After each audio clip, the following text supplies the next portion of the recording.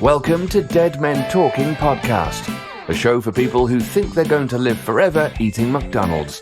And now your hosts, Frank and Bill. So, Frank, it's the nutrition episode. Yes, it is. And it's funny that we're going into this because I just got off my 369 cleanse this week that we talked about last episode. And how you feeling? I feel phenomenal. The last day was hell, though. I've never drank that much juice in my entire life, and flushing out all the toxins, they say, on the 9th day. But it was weird because then, just like my normal self, I went and drank tequila the day after because I hadn't had a drink in a while and I was thirsty. So I had a tequila tasting with a friend of mine, Kristen, and I was sitting there. And I was thinking about the first time you ever had a sip of alcohol. Do you remember what your first sip of alcohol was? Oh, it was awful. I think somebody gave me some cheap, bad wine. I can't remember if it was Mad Dog 2020 or a nasty sangria, or it was disgusting. We used to make a drink with Mad Dog and Natty Light, and we'd mix them together, and we called it Kick the Dog in the Ass and Get Naked. It was delicious. Disgusting. We used to go to Ocean City, Maryland, and drink that on the roof. I remember when I was younger. But I was watching a show the other day on Amazon called Foods That Heal. And it was about the whole plant-based diet and how healthy it is for you, and dairy will kill you and all this, extremist. But it did, the moderator was interviewing this doctor, and he goes, I got on this and I hate kale and I hate, this Brussels sprouts. And he goes, yeah. He goes, but you can train your taste buds. You can actually change your palate to like different things, just like you did with your Mad Dog 2020, which you drink on the reg right now. Well, it didn't work for me, Frank. I had it once and I'm like, please keep that out of my body forever. I love Mad Dog. No, but so you could actually, and that went back to my dad, my dad refuses to do any of this healthy stuff because, he's older and he just doesn't want to change his ways, and it's not what he likes to drink, like celery juice or any type of juice or anything that's not a Snickers bar, basically. So he loves Snickers. Well, who doesn't? Exactly, right?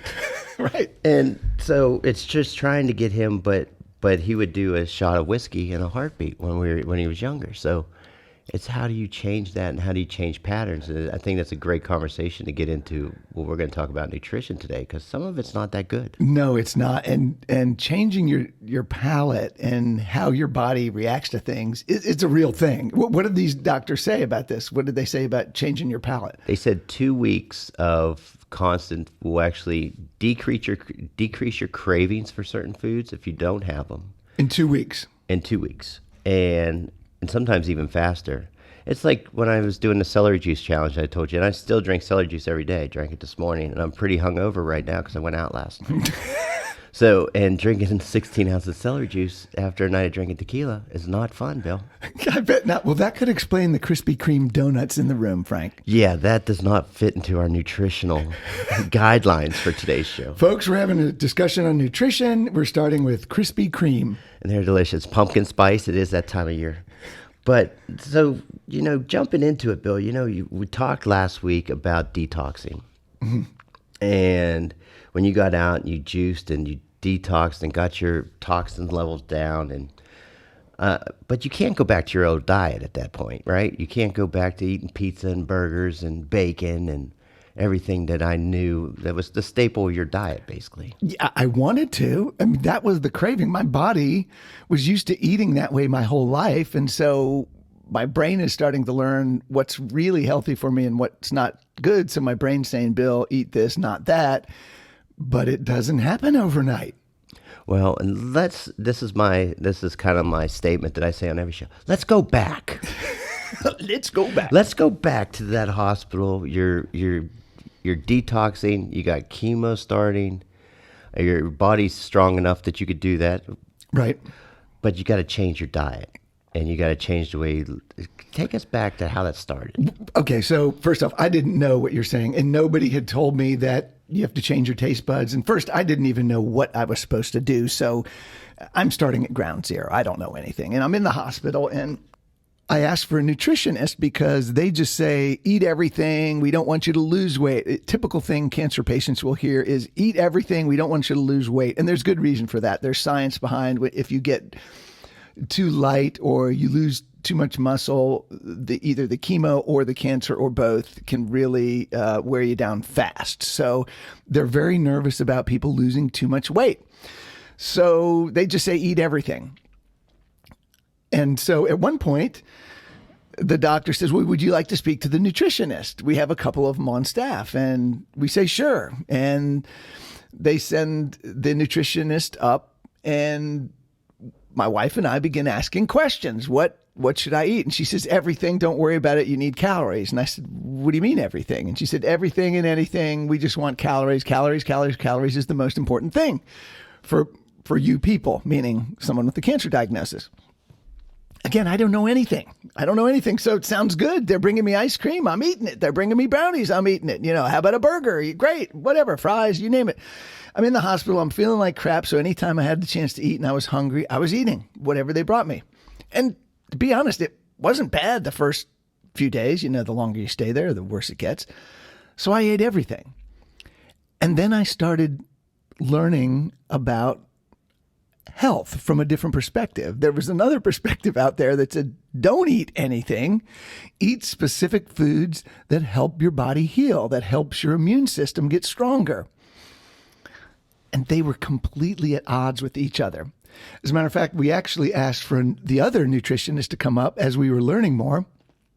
This was probably about day 6 or 7 in the hospital. Now, my friend, William King, who had sent me emails on cancer and how to heal naturally and how to boost your immunity to fight cancer, he had sent me all these links and webinars from doctors that talk about healing.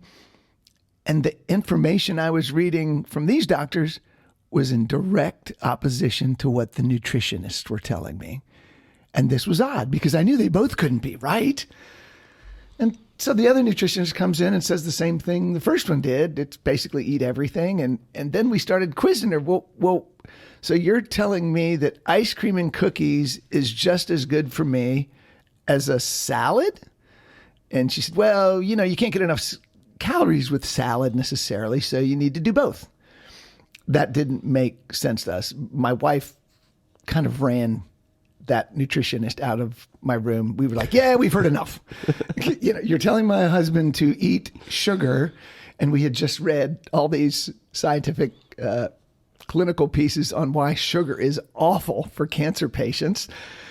And so we realized we're getting 2 different streams of information, and we had to learn more and try to figure this out. But it instinctively, Frank, I love the Krispy Kremes that are sitting here. But as I was processing this information, I'm thinking, is Krispy Kreme better for me, or is broccoli better for me? Well, I don't know if you remember this story, but, I always loved Twinkies as a kid, Hostess Twinkies. And then you remember they went out of business. Oh, yeah. And the sweetest comeback in history is what they called it when they came back in business. And I remember I was so excited. I went out to the Walmart over on Freedom Drive because they had the first batch of Twinkies coming out of the new Twinkie. So I bought a box and I ate the entire box in the parking lot. No, I'm not joking. I'm a binge eater. So I took it down, and I've never been that sick in my entire life. Like I thought my insides were dying. Like I was on the ground curled up like the Crying Game. Your body was revolting. Just crying in so much pain. So I have to agree with you that nutritionist couldn't have been right, because you can't put everything in your body. No, you can't. And so that's kind of what started me on the journey, to your point about changing your taste buds. Once my brain believed and realized that there's a different way and then I need to eat, quote, healthier, I had to determine what is healthier. And that's what we're talking today about, nutrition. And so, I started learning from where I thought the best people and the most knowledgeable people about this were, and the people that had the most research and data in the longest time.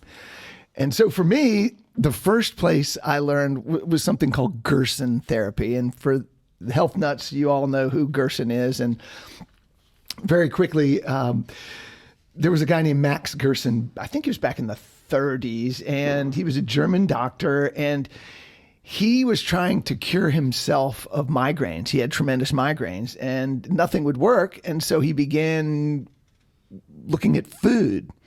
And if you look at it, there are civilizations around the world that have used food as medicine for thousands of years. As a matter of fact, in various Asian cultures and many cultures around the world, when someone gets sick, they go to the doctor. One of the first questions the doctor asks is, what have you eaten? So, for example, if you'd have come in and said, Doc, I'm feeling bad, in modern medicine, here in the United States, they'd have probably said, oh, Frank, you got a stomach ache. Here, let me give you this pill. Take some Pepto, whatever it is. They would give you something for it. In other parts of the world, the first question they would say, Frank, what did you eat? And most likely, when they heard you ate a box of Twinkies, they would know that you're totally fine, but you ate a bunch of chemical crap, and that's why you feel bad. They would know, right? Well, I think those Twinkies are still inside me. They are preserved.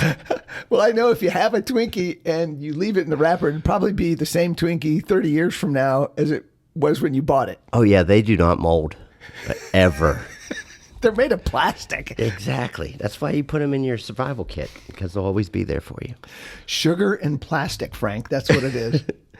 So actually, talk a little bit more about this Gerson therapy a little bit. I'm reading some of the notes you have here, and it's boggling my mind because I really want to get to the coffee enema. Yeah, so Gerson, this is incredibly strict. And you mentioned, and we talked about my juicing when I first got out of the hospital.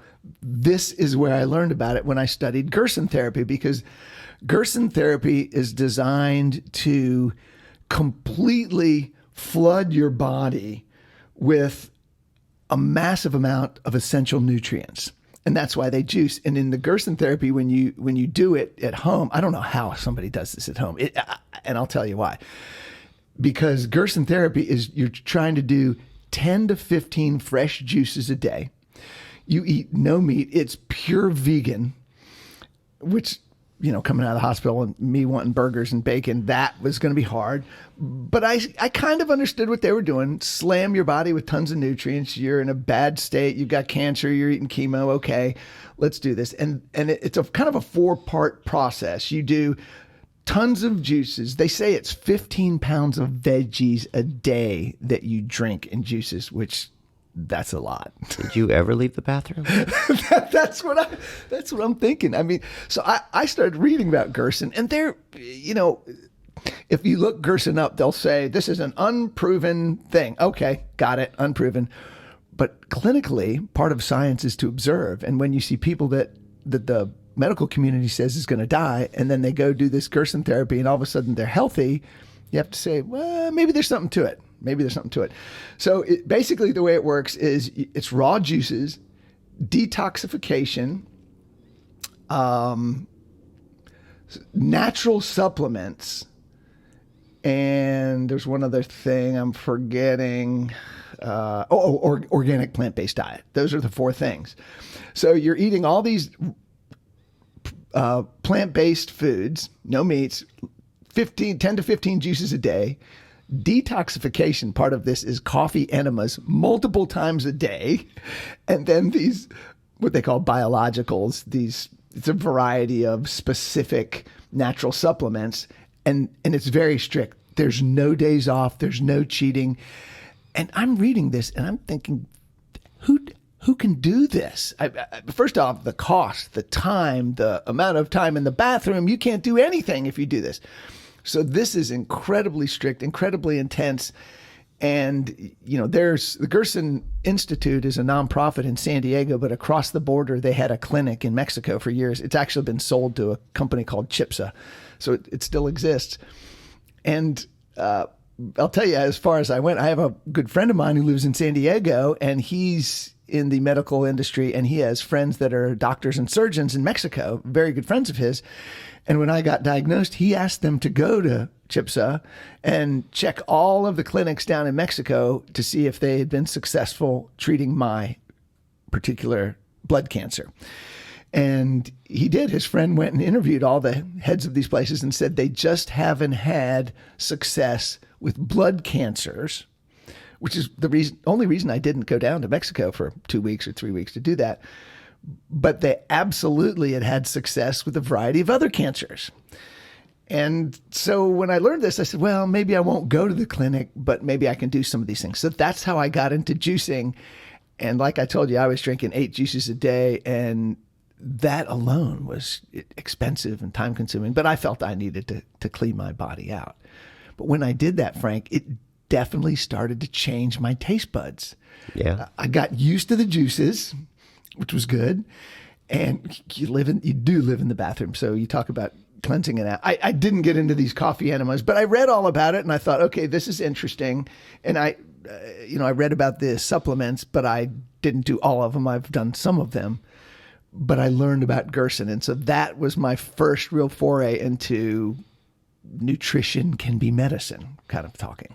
So this is going to sound funny, but a coffee enema is on this paper. Yes. And you kind of glazed over it real quick. Yeah. And you didn't really dive into that one. So did you really blow coffee up your butt?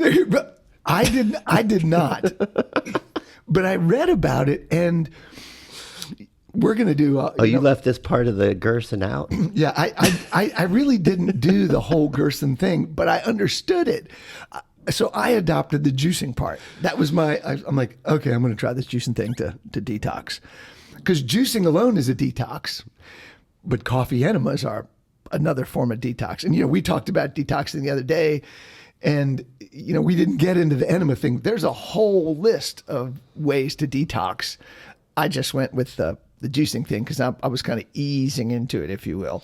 Yeah, because you got to have a partner to work on that. You can't self-induce that one, I don't think. So very strict, no days off, no cheating. So how long did you do this strict Gerson therapy for? Like I told you before, I did the juicing for about 2.5 months, but I would also eat food. I was eating a lot of salads, but then, like Gerson says, no cheating. Oh, let me tell you, I cheated. There would, it'd be a Friday night and I'm like, I'm going to eat an entire pizza. And I would, just because I was so starving. My taste buds were changing for good juices, but they hadn't forgotten what I loved. Yeah. So that took time. It really took time to get me off of that. And I still cheat, I'm sure over the holidays, I'll be eating things I shouldn't be eating, and then I come back off it and I try to get strict again. So I go through weeks of really good eating, and then Friday night comes and it's time to have some glasses of wine and a burger or something like that, and that's when I fall off the wagon. So I've never done Gerson fully, but I do understand the thought process and the science behind it. Well, I did it for 9 days, and it's basically the same thing with the supplements and the juices, and I know how hard that was for me. That 9th day, I was starving. I mean, absolutely hangry was the word I was looking for, because I was absolutely starving. So I can't even imagine doing for 2.5 months. Oh, yeah. Well, that's the thing. Your belly seems empty.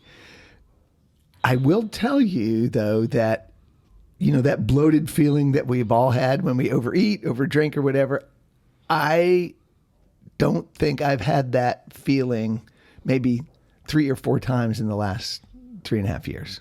Really? When you change your diet and you're not eating all those things that bloat you up and give you inflammation, you don't realize what it's like until you don't feel that way.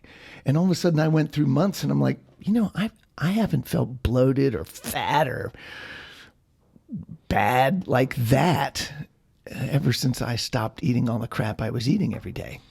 It's true. I mean, I'm going through it right now, even though we got Krispy Kremes this morning. It just doesn't taste the same because I haven't eaten them.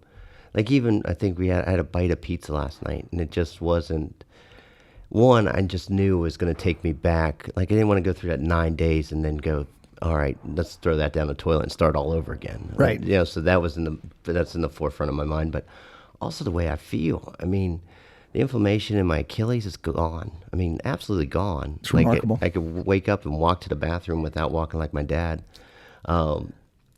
Just the amount of energy I have, and not taking naps during the day, like where, you eat so much that you just get tired. I mean, so it's feeling good, but and it creates that habit of moving forward, that you keep wanting to do that over and over again.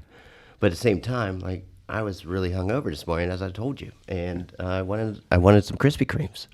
Oh yeah, and believe me, I understand that. We all want Krispy Kremes from time to time. There's no doubt. So that was the first thing, Gerson. Then the second thing I studied, which reinforced it, there's this thing called the Budwig protocol. If you look it up on the internet, again, the internet's interesting. They'll always say unproven. But I studied Budwig, another German, I don't know what it was with Germany back then, but another German, actually, scientist, a woman by the name of Dr. Johanna Budwig in the 50s. She was a German biochemist, and when I started reading about her, she was an expert on fats and oils. She was nominated for the Nobel Peace Prize like 7 times. And basically, her diet she was a vegan, but she said you could eat some meat.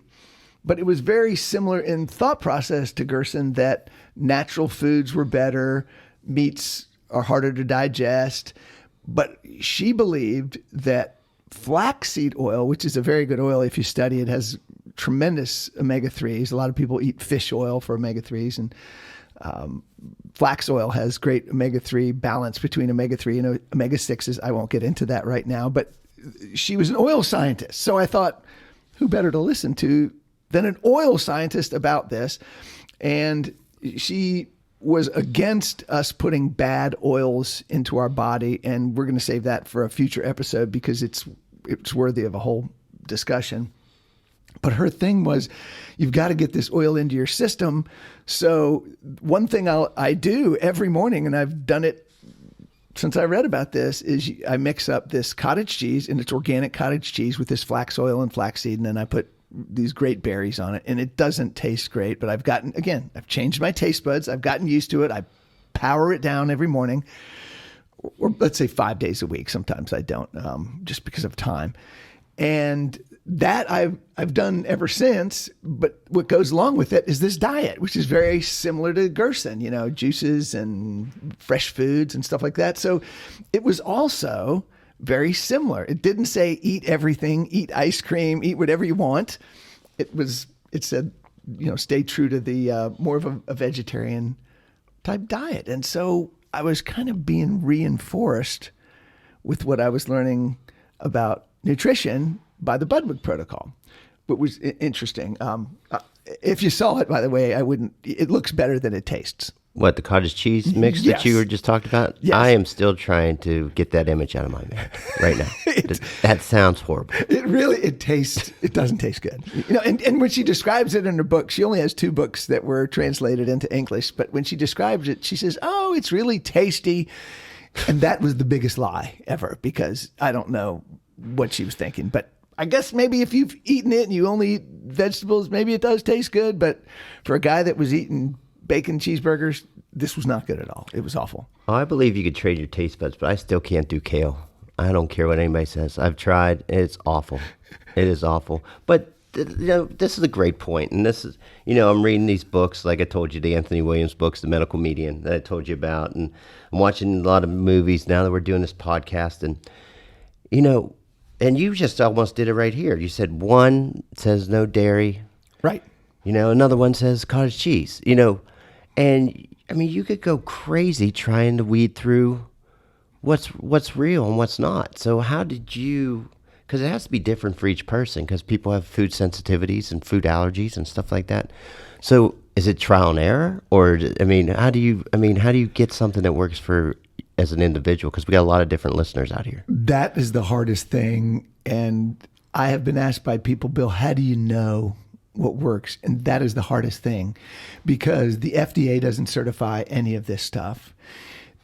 Because most of these things are natural, you'll never have a triple blind study done by a pharmaceutical company because there's no money in it. There's no money in eating broccoli for someone. So there will never, ever be the triple blind studies, ever. So you have to just kind of use your common sense and look at clinical data and observational science where, if my buddy Bob was dying of something and all of a sudden he ate tons of broccoli and got healthy and that was the only thing he did different, you have to look at that and say, can that be repeatable for me? Will my body react to that? And I'd read enough, and I just, like I said, when I listened to what she said, and she claims that there were over 1,000 patients in her practice that came to her at end of life, and they were dying, and the medical system had said, there's nothing else we can do for you. And she said, okay, well, here's my protocol, get on this. And these people, apparently, according to her and her records, lived many, many years after. And I thought, well, there's no other options out there for me. If the medical community says there's no other options, then I'm going to try this. And so I took a chance, and it seemed to make sense to me intellectually. And I thought, what the heck, this is a unique component to a protocol. And so I added it to my daily regimen. You're listening to Dead Men Talking. You are listening to the Dead Men Talking podcast, brought to you by Helix Lifestyle. Helix Lifestyle is a philanthropic company discussing the healing process through research and clinical success. If you know someone who has cancer or whose life is impacted by chronic illness, please share this podcast with them. Thanks for listening. Well, with the amount of research that you could do out there and Google things, I mean, how long do you stay with something to make sure that it works? I mean, you could actually change a diet daily. There's so many different ones out there, I mean, how long do you stay with one to see if it actually has effect? Yeah, that's the hardest part. And I've tried a variety of these things, and I'm constantly modifying my diet. If I hear something that's different or unique, I might add some things in. But just generally, I just stick with good basic nutritional science. It's really interesting. And this is something I found fascinating as I was going on my journey. I will see doctors on TV or online or in articles I read in magazines, and they will tell you, when you go to the doctor and they say, oh, you're overweight or your cholesterol is high, what do they tell you? They tell you, what do you eat and how's your diet? Maybe you should eat a little better. And then they say, well, maybe you should eat some fruits and vegetables, or maybe they tell you that to try to keep your weight down and of overall health. As a society, everything's about how we look and our overall weight. But doctors know that, there's better foods for you that you should eat to keep you healthy. But what has been fascinating to me is that once you get sick, the doctors no longer use food as part of the way to heal you. On the front end, it's important, they say, but on the back end, it's like, don't worry about it. That makes no sense to me whatsoever. Absolutely no sense. And so I didn't believe that. It just didn't make any sense. So I just went with all the other people that said, look, eat a better balanced diet. And, now there's a lot of debate between a lot of nutritional people, a lot of MDs and doctors all over the world about what's that perfect diet. And that's the thing I think you have to make up your own mind for. Well, in a society we want that instant gratification, right? So that the pill gets your cholesterol levels down quicker than changing your diet that takes months. A pill can do it in days. Right. But then you hear the side effects at the end of the commercials. My cholesterol's down, but my heart stopped, and I just, I have diarrhea all day long. But my cholesterol's spot on. Well, that's what's always funny. Most people never read the package insert and all the side effects of the pharmaceutical drugs. I have never seen an insert on a bag of tomatoes. They don't say, that celery, you eat too much of that could kill you. You may sit in the toilet for too long, but it's not going to hurt you.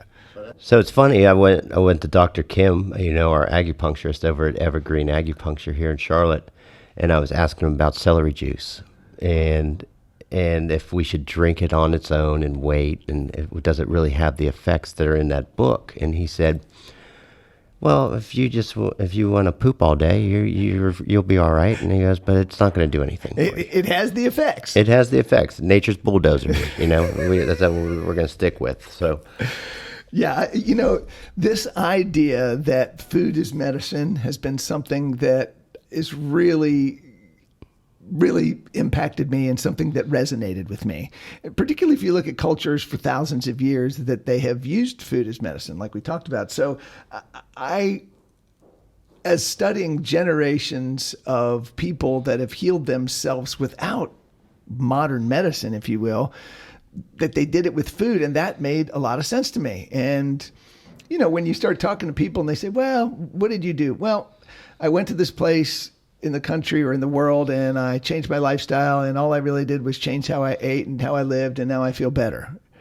Well, there's something to that. Okay, you stopped eating crappy food, you ate better food, you lived a better lifestyle. That seems to make sense.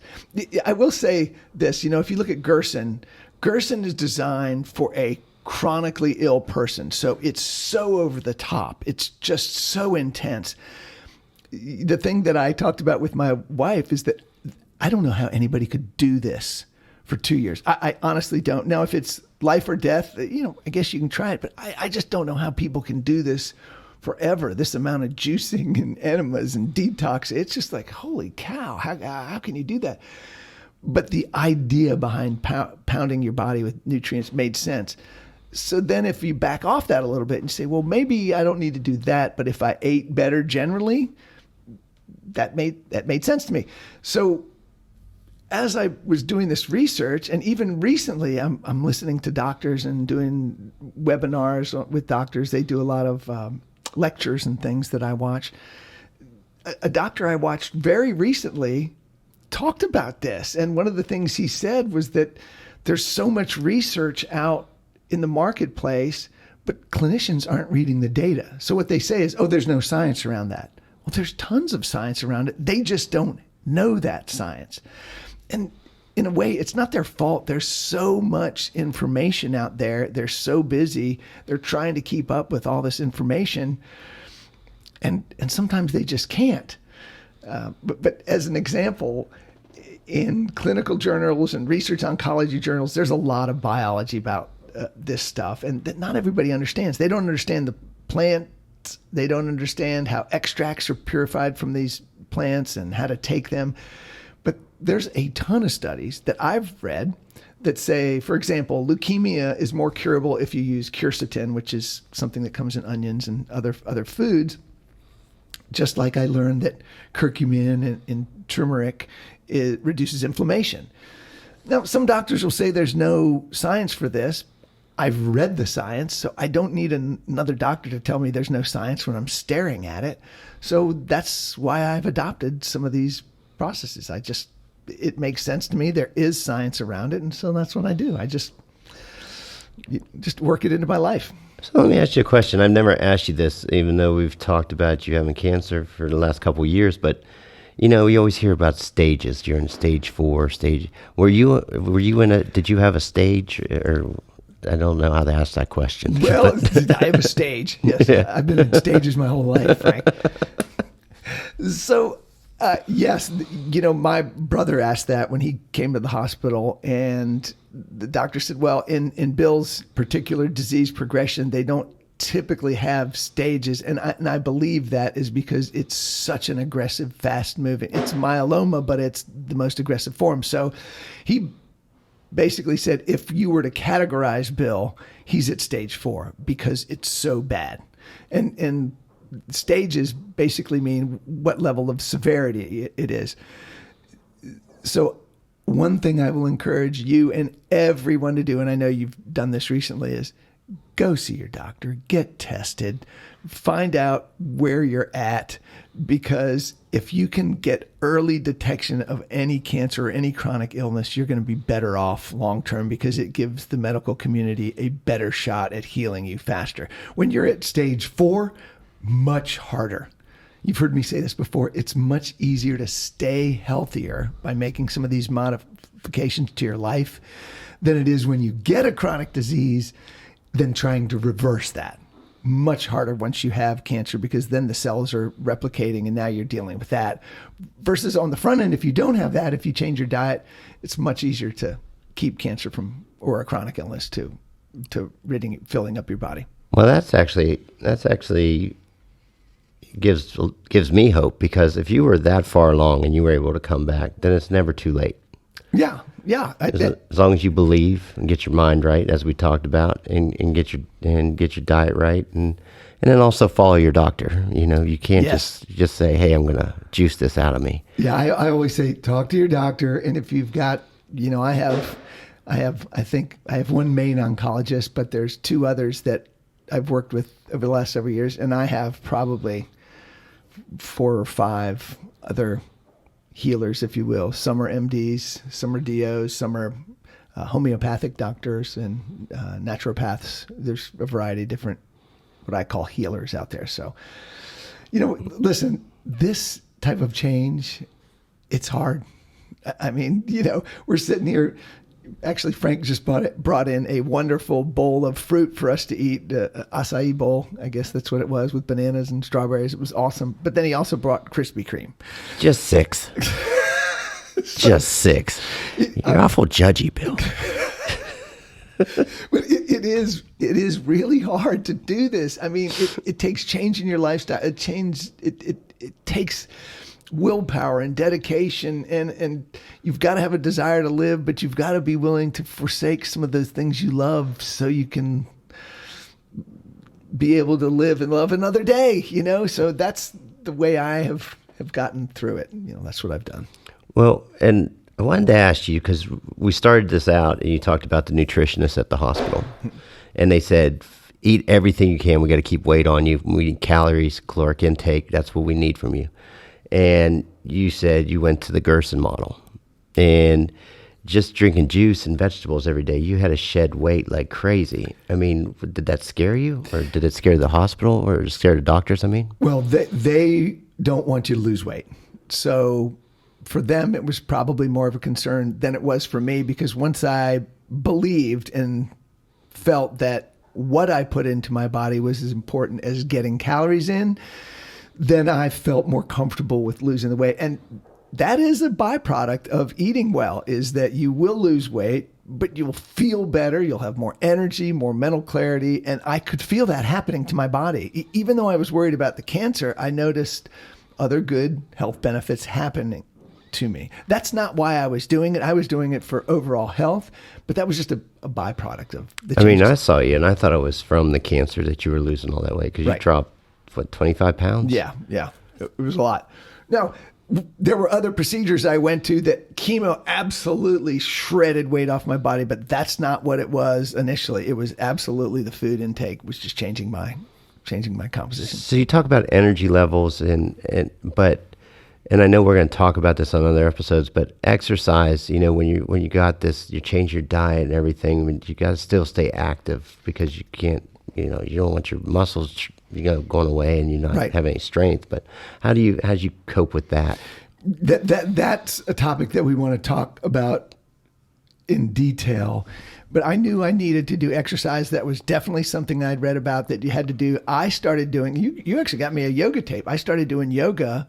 The Asian culture and the Chinese medicine doctors that I was researching would say, what did they say? In America, you focus on the exterior. We want muscles, we want abs, we want to look good. He said, in our culture, we focus on the inside because we want overall health. And that was pretty interesting to me. So it wasn't about pumping them up and that kind of thing. It was more about Tai Chi and yoga and those stretching and overall health. I did some running and tried to get oxygen into my body, things like that. But I wanted to make sure I was being active, but it wasn't the same type of workouts that I was used to doing earlier in my life.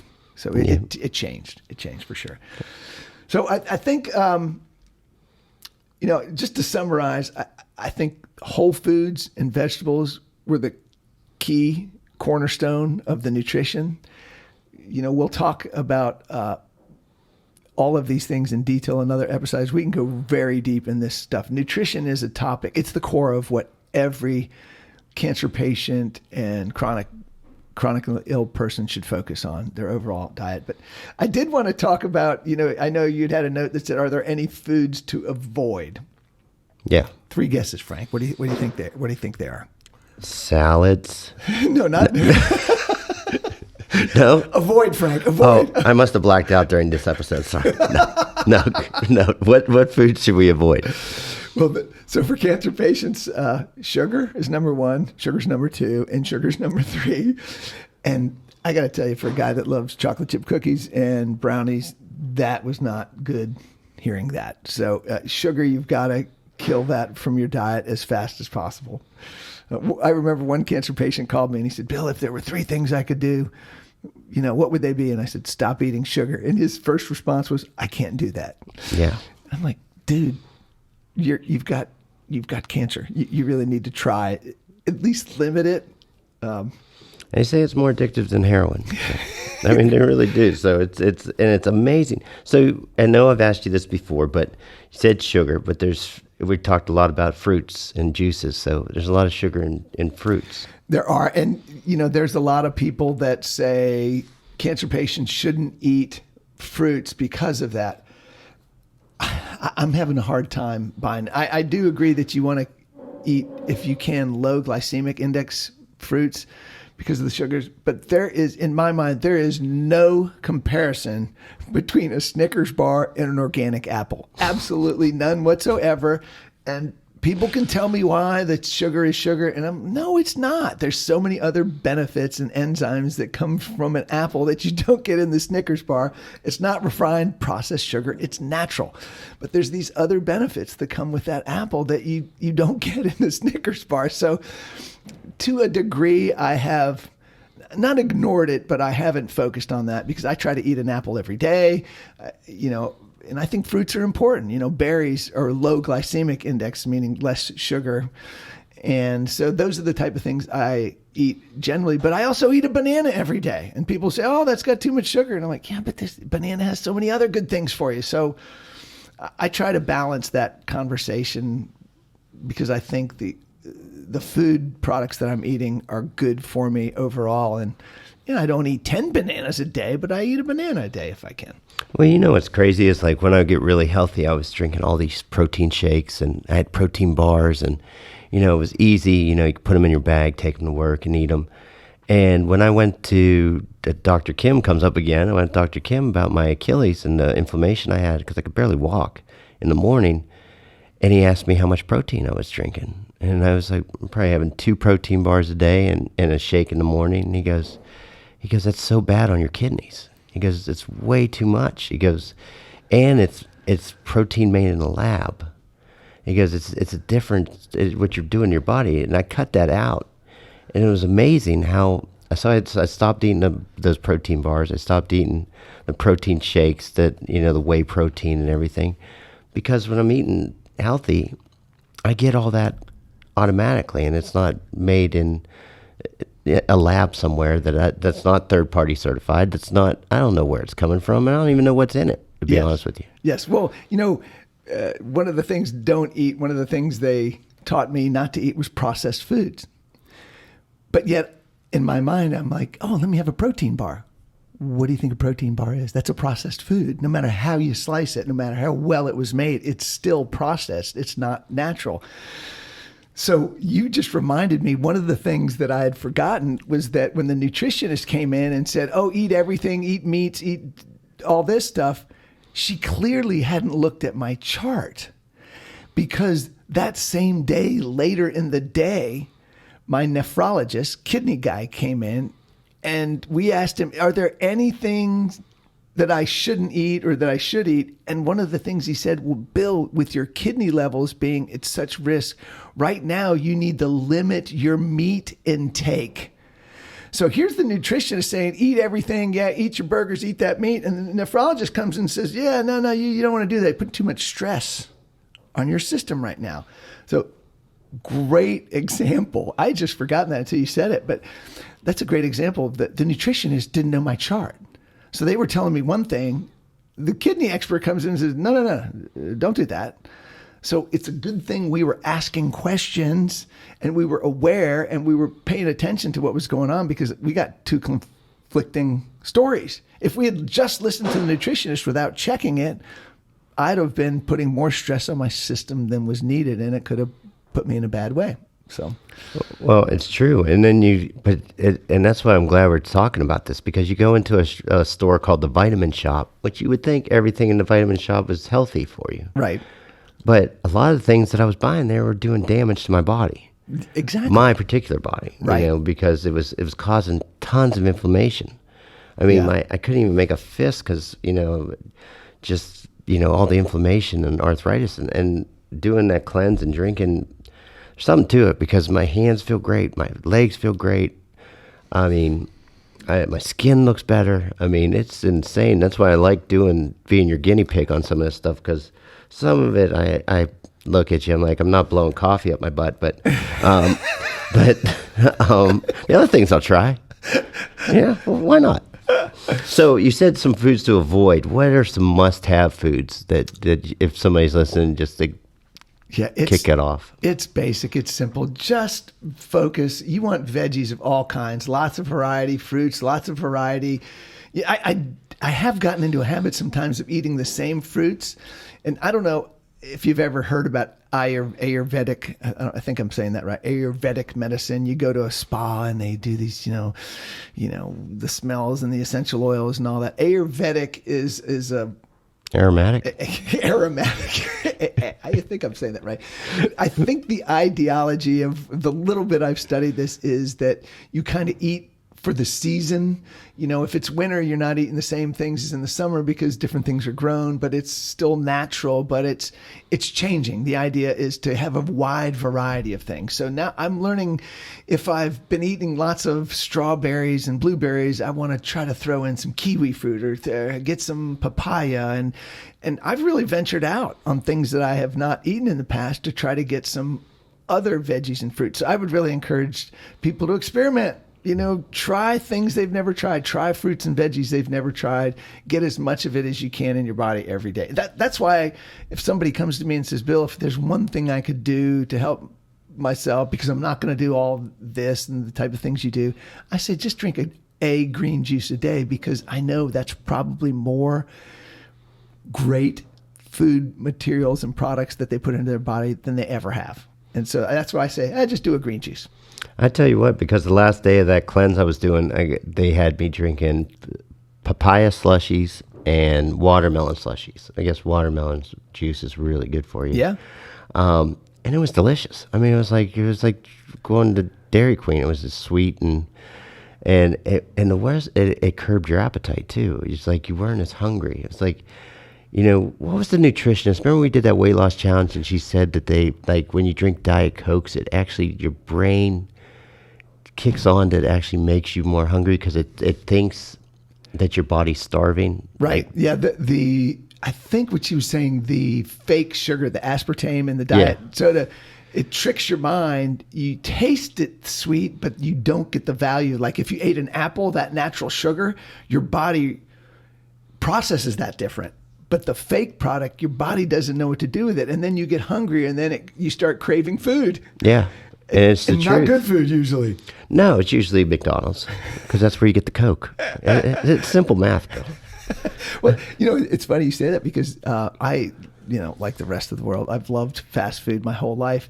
But after not eating it for a while, I hate it. If I were to go get a cheeseburger right now, the bun and the bread, and it sticks to my mouth. It's just weird now. It's foreign because I don't eat it. Every once in a while, I'll cave and say, "Oh, I want that," and my brain remembers it one way, and then I'll have it, and it doesn't taste as good anymore because my taste buds have changed. That's how I am with Jack Daniels. So if we were going to wrap up today, and we needed 3 things to take away from today's episodes, what would they be? I would say stick with your veggies and fruits. That's the number one thing. Focus on that.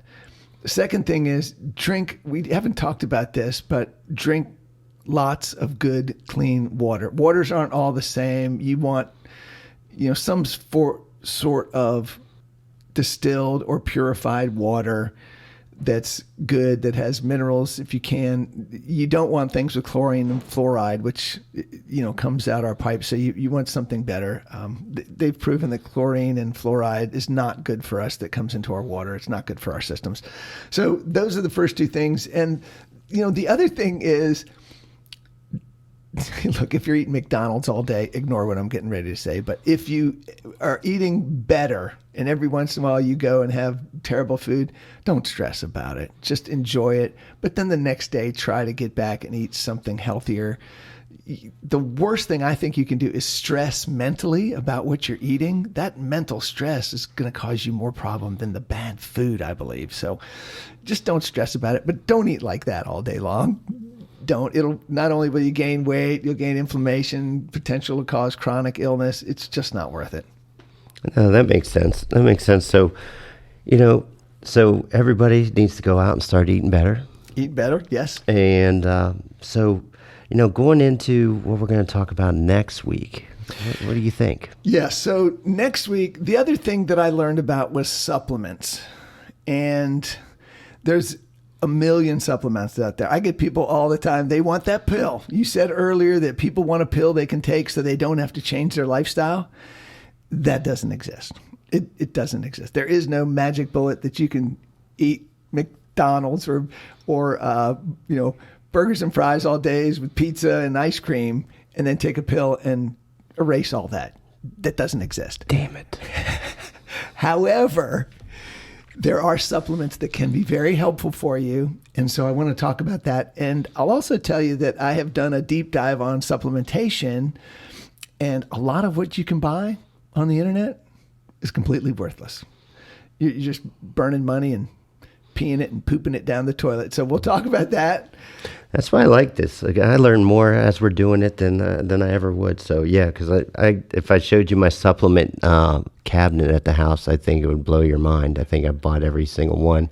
Oh, that will do that? Yeah, let's get some of that. I promise you, I have spent a fortune in the last 3.5 years realizing that I've wasted a lot of money on a lot of things. But I tried it. I wanted to try some things that I'd read about. And so hopefully we can give you a good education on what I've done and what I've learned and how to learn about what works and what doesn't. Well, I'm going to look forward to that episode. So, you give us some great information today. And until next time, I'm Frank. And I'm Bill. And we're Dead Men Talking. This has been Dead Men Talking.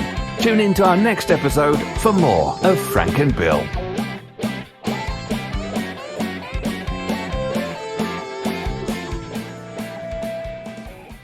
By listening to this podcast, you agree not to use this podcast as medical advice to treat any medical condition in either yourself or others, including but not limited to patients that you are treating.